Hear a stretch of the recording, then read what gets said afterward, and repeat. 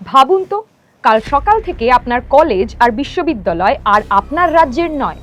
আপনার পাঠ্যক্রম, পরীক্ষা, ডিগ্রি, এমনকি কলেজ থাকবে কিনা সব সিদ্ধান্ত নেবে দিল্লির একটাই অফিস।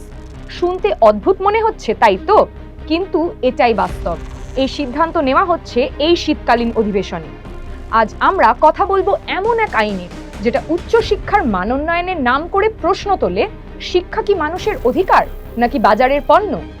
নরেন্দ্র মোদী সরকারের পরিকল্পনা সংসদের আসন্ন শীতকালীন অধিবেশনে ইউজিসি তুলে দিয়ে একটি একক নিয়ামক সংস্থা গঠন করা। নাম higher education commission of India বা HECOI 2025। এই একটিমাত্র সংস্থা প্রতিস্থাপন করবে university grant commission, all India council for technical education, national council for teacher education, অর্থাৎ সাধারণ উচ্চশিক্ষা, কারিগরি ও ম্যানেজমেন্ট শিক্ষা, শিক্ষক শিখন সবই এক ছাতার তলায়। শুধু মেডিকেল আর আইন কলেজ থাকবে বাইরে। এই প্রস্তাব নতুন নয়, এর বীজ ছিল জাতীয় শিক্ষানীতি 2020-তেই, আর তারও আগে 2018 সালে। 2018 সালে একই নামের একটি খসড়া বিল আনা হয়েছিল। সেই সময় বামপন্থী ও গণতান্ত্রিক দলগুলির বিরোধিতায় সরকার পিছিয়ে আসে। বহু বিশেষজ্ঞদের মতে এই আইন উচ্চশিক্ষার প্রাতিষ্ঠানিক কাঠামোকে গভীরভাবে ক্ষতিগ্রস্ত করবে। আজ 2025-এ সেই বিলই ফিরছে, আরও শক্ত দাঁত নখ নিয়ে।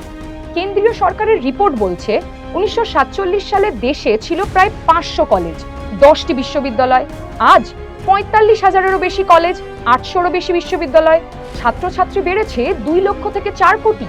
এর মধ্যে 80% স্নাতক, 15% স্নাতকোত্তর, 2% গবেষণা। কিন্তু একটা তথ্য চোখে পড়ার মতো, দেশের 70%-এর বেশি কলেজ এখন ব্যক্তি মালিকানাধীন। উচ্চশিক্ষা এখন একটা বড় বাজারে পরিণত হয়েছে। ইউজিসি গঠিত হয়েছিল 1953 সালে, আইন হয়ে 1956-তে। এর দর্শন ছিল স্পষ্ট, শিক্ষা চলবে শিক্ষাবিদদের হাতে, আমলাদের নয়। অনুদান, অনুমোদন, সমন্বয় সবই থাকবে, কিন্তু থাকবে না সরাসরি সরকারি হস্তক্ষেপ। ত্রুটি ছিল, চাপ ছিল, তবু ইউজিসি ছিল স্বশাসিত। আজ প্রশ্ন উঠছে, এই স্বশাসনটাই কি সবচেয়ে বড় বাধা?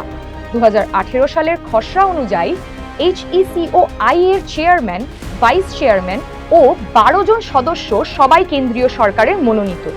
12 জনের মধ্যে আমলা থাকবেন, সরকারি সচিব থাকবেন, নিয়ন্ত্রণ সংস্থার চেয়ারম্যান থাকবেন, এমনকি থাকবেন একজন খ্যাতিনামা শিল্পপতি। শিক্ষাবিদ মাত্র 4 জন। চেয়ারম্যান বাছাই করবেন যে কমিটি, তার চেয়ারম্যান হবেন ক্যাবিনেট সেক্রেটারি। সরকার নিয়ন্ত্রণ এখানে কাকতালীয় নয়, এটাই কাঠামো। সরকার চাইলে চেয়ারম্যান বা সদস্যকে সরাতে পারবে যদি সরকার মনে করে তিনি নৈতিক অধঃপতনে ভুগছেন, জনস্বার্থ ব্যাহত করেছেন বা দুর্ব্যবহার করছেন। আর সেই মাপকাঠি কে ঠিক করবে? সরকার।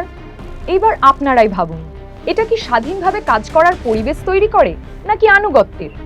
HECOI দেশের সব উচ্চশিক্ষায় একই মানদণ্ড, একই পাঠ্যক্রম, একই মূল্যায়ন চালু করতে চায়। শুনতে ভালো, কিন্তু প্রশ্ন হলো, গ্রাম আর শহর, অর্থনৈতিক ও ভৌগোলিক কারণে পিছিয়ে পড়া অঞ্চল আর অভিজাত শহর সবই কি এক? আপনারাই বিচার করুন। যোগ্যতা পূরণ না হলে প্রতিষ্ঠান বন্ধ, অনুদান বন্ধ, ডিগ্রি বাতিল, এমনকি ফৌজদারি মামলা। এটা মানোন্নয়ন নাকি ছাঁটাই? ইউজিসির সাম্প্রতিকতম পাঠ্যক্রম দেখলেই বোঝা যায়। গণিতে ঢুকেছে তিথি নক্ষত্র, শুভ অশুভ মুহূর্ত, বৈদিক গণিত। 900 জন গণিত অধ্যাপক প্রতিবাদ জানিয়ে বলেছেন এগুলো অবৈজ্ঞানিক। মোহন ভাগবতের হিন্দু রাষ্ট্র তাদের কল্পনায় হয়তো মানানসই, কিন্তু আধুনিক শিক্ষায় তার কি কাজ বলুন তো? 4 বছরের স্নাতক কোর্স, স্কিল, ভ্যালু অ্যাডেড কোর্সের ভিড়ে মৌলিক বিষয় পেছনেই থেকে যাচ্ছে। ফল, কলেজ ফাঁকা। দিল্লি বিশ্ববিদ্যালয়ে একাধিক রাউন্ডের পরও হাজার হাজার আসন খালি। ছাত্রী ভর্তির হার নেমেছে 61% থেকে 54%-তে। CUET কোচিং নির্ভর, ব্যয় সাপেক্ষ, ফলে ফায়দা পাচ্ছে বেসরকারি বিশ্ববিদ্যালয়। পশ্চিমবঙ্গেও চিত্র আলাদা নয়, আসন আছে, ছাত্র নেই।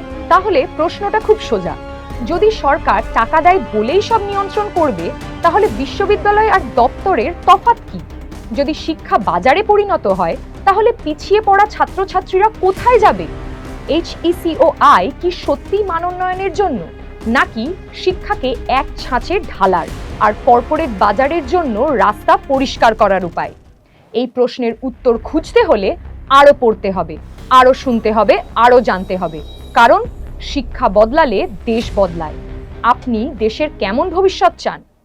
Don't forget to like, share and subscribe to stay updated with the latest incidents. Hit the bell icon to never miss an update. We will see you next time with more news that matters. Stay informed, stay safe.